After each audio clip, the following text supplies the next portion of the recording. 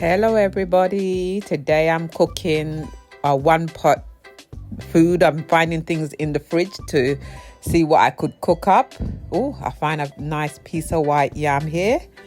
Yes. What else have? Oh, and some tanya. We have some tanya here that we're gonna try and devise some kind of dinner tonight. Another potato. Yep, and some more. We call these in the Caribbean eddos, all these food. And we had 4 finger of banana. I like mine kind of young. And I also took out some salmon head. We call this salmon head. It's salmon, obviously, for our English people. But back home, we call this salmon head. And I'm just giving it a good wash down. I'm going to put some lime in there, so a bit of vinegar to clean it all up. And I found some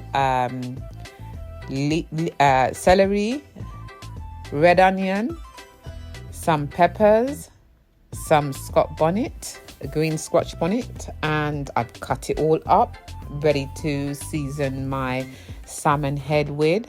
I've just chopped them up really nicely and finely, and you can see all of these stuff that I've just chopped up. The next thing we are going to do, we're going to put a little bit of garlic on our just a little dust of garlic on our salmon head. Mix it in. You know, a lot of people might find this a bit gorish, but back home, people, this is normal for us. Just get in there and season every part of our meat or our fish. So we put a bit of garlic powder on there. What else we're going to put in there? We're going to put a bit of fish seasoning on there, just a little bit, because it's very salty. So we need to just sprinkle a little bit of this seasoning over the fish, in and around everywhere, so we can get the flavors coming through. So that was the fish seasoning.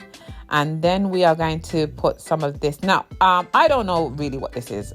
One of my Spanish friends gave this to me, and I love it. It's like a vegetable seasoning. I don't even know what it's called. It's in another language. She gave that to me. So when I'm done with this, I definitely need to invest in some more of the seasoning. I love it. Let's mix this all in, really get into the corners and everything else like this. Give it a good wiping over, because I'm cooking for a friend of mine who's here from St. Vincent. She don't like a lot of pepper, so we're just going to put a bit of black pepper over it. But I would have put some jerk in this, and I would have put maybe 2 scotch bonnet in there, because we like our stuff quite spicy. I don't know what Vincentian woman don't like, or Caribbean person that don't like spice, but she obviously doesn't like spice, so she's here. So we're just going to make it lightly, just very light spices. And we're going to throw all the chopped vegetables, the red onion, the celery, the peppers, the garlic, all of that in there, mix it in. And we're going to just leave it to marinate for a couple of hours while we cook the bulk of the food first. So we're going to just put that aside and let that just season in and let the flavors seep through and all the rest of it until we are ready to cook it. So that's what it looks like right now. I love the colors. I love food with colors, and that's ready for later on. Now, I put some hot water on the stove, ready for my potatoes and eddos and that to be chopped up. So leave that for a while to boil away. Right, okay, so this is the fish. That was the done part of the fish. I put that away. While they are the water on the stove is boiling, we're just going to cover this up in the fridge until we are ready for it later. And I've also put some water in this pan. You'll see why. Because when I chop these eddos and stuff like this, I like to just pop it in some cold water because it goes a bit of a different color. But the green bananas, I'm going to cook that separately. I don't like it with the rest of some people cook it in with their pot, but I don't like it. I cook that separate in its skin. I find it more tastier. So I'm peeling away my potatoes here right now and all the hard food. I'm going to peel it, take my time and peel them all. Let's put you on a time caps here because this is a bit of time here. Right, I've done all the peeling, and obviously I told you I put them in cold water till I'm ready to give them a good wash now, and give them a good clean, only because they go like a funny color if you just cut them and put them on the side. So I usually give them a good wash. So right, I put them underneath the tap and really get into it and make sure all the sand and the dirt that is on your food washed off really carefully. And I'm going to discard this. Now, back home, we would feed this to our pigs. Now, this is quite nutrition for our animals back home, but this will be going in the bin. So here we are. The pot is now coming to a boil, and we will be adding this food. Here we go. So this is all here now, ready to boil away.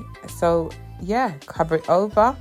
And give that a good boil. That should take about 20-25 minutes to come to a good, almost a boil and a good cook. And we have another pot here ready for my green bananas to go in. As I say, I cook it separately in the skin. I just find it tastes a little bit better. Everyone is different. In the meantime, I am preparing to knead some dumplings. We're going to make some boiled dumplings a part of this pot. And I'm just, as a Caribbean woman, I'm cleaning out my bowl before I start. And this is the powder I use. Now, this is from Iceland, and I love that flour. I love that flour powder. Yeah, right. I love this flour. It just kneads very well, it's light and it's flavoursome. I've run out of salt, so I'm going to use some of my friends in this is quite salty, so I put some of this in. But I tell you what, it tastes nice in the dumpling. It tastes so nice, I'm telling you. It's lovely. So I'm going to put some of that in there. Now you could put grated coconut and all the rest of it, but we're not going to go that deep today. We're just going to need a few dumplings today. Now there's always a trick. You just need to put enough water, and I've always been told the way you knead your dumpling is how it comes out. So if you knead it tough, you're going to have tough dumpling, and if you knead it a bit soft, you're going to have soft dumpling. And my mother used to always say, like, you always know if you can knead dumpling if you have less of the residue on your hand. You see some people kneading dumpling and their hand is full of the flour and the substance on their fingers. Yeah. Well, I think I've come to a point where I can get the consistency pretty right. Yes, as you can see, I'm kneading it because, it's very important that you knead that flour all together. Everything comes together with the water and, so it doesn't feel, can you see what I'm doing here? So I'm making sure that there is nothing left in this bowl. There's no stickiness. There's not a lot of flour on my hand. But so that's my dumpling. A bit more flour because it's a little bit still too wet for me. Just a little bit, and there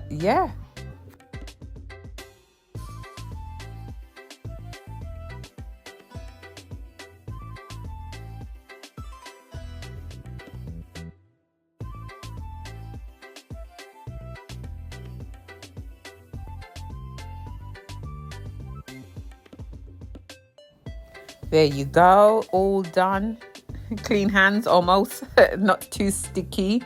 So we're going to cover this over for when we are ready for the dumpling now.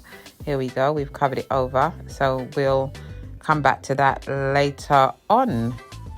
Right. The next thing is I've already sliced the ends off the bananas and I've slit them each side. So when they cook, they pop, and put a bit of oil in the pan. Now, we Caribbeans, we like to multitask. So while this is all cooking, I think I'm going to be doing a little bit of cleaning and straightening up and all the rest of it. You know, so there's me just trying to clean up everything. And yeah, I'll see you in a minute when I've checked on the pot.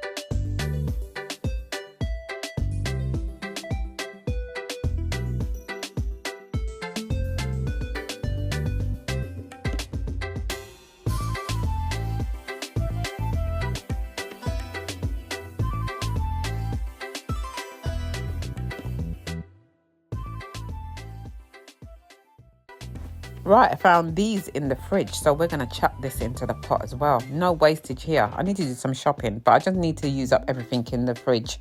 So, you know, nothing goes off. We're just going to put everything in one pot. So everything's boiling nicely. It's almost, well, it's done really. It's like 95% done. But so now we are going to put... Now we're going to take our bananas out. You can see how dark it's gone. You put the oil in before just so it doesn't stain your pot really.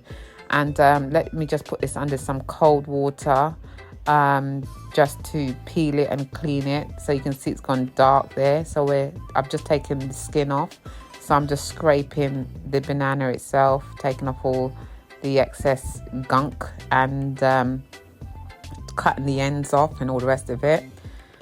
Ready to just chop and go back into my main pot. So here we are. They're all cleaned and done, and yeah, they're ready to go into my main pot. As I said, I always cook them separate. I don't know what it is about cooking it with my main pot, these bananas. Anyway, so what we're gonna do now, we are going to we need the dumpling already, so we are going to do some big spinners and put them in the pot. We are going to also add this fish stock here into the pot. I usually have to crush these before I put them in because they're a bit hard, so we're just gonna put a few cubes in just to give a bit of flavor. Usually I would have bought sort of the Maggi sort of soup, but because we're just making a one pot thing, you know, we just put some stock in there. And I've also got some okras that I just chopped, and I'm gonna put them in the pot now as well. Here they are, all in the pot. So just give it a little bit of a stir. Don't stir too much because you'll mash up your food. You don't want to mash up your food yet because you still got to cook your salmon, which is coming next. And here is our salmon head, all seasoned, ready to go into the pot. So we are going to transfer this into our main pot, and we're just going to put it on top. This doesn't take long to cook at all, about 10 minutes, if that. And we're going to cover it down until it becomes a boil, and voila, we are almost there. Right, guys, we are done. This is the end result. My friend's so hungry. I just had to quickly put some in a bowl for her so she can get the first one. Thank you.